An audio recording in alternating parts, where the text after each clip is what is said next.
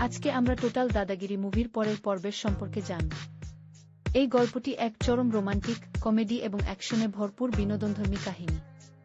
Engineering কলেজের এক ডানপিটে ও স্বাধীনচেতা ছাত্র জয় প্রেমে পড়ে নিজের কলেজের অধ্যক্ষের মেয়ের। মেয়েটির ভালোবাসা অর্জন করতে গিয়ে তাকে একের পর এক অদ্ভুত, মজাদার কিন্তু বিপজ্জনক সব চ্যালেঞ্জের মুখোমুখি হতে হয়। কিন্তু প্রেমিকার পিতা তাদের এই সম্পর্ক কোনোভাবেই মেনে নিতে চান না এবং জয়কে কলেজ থেকে বিতাড়িত করার নানা ফন্দি আঁটেন।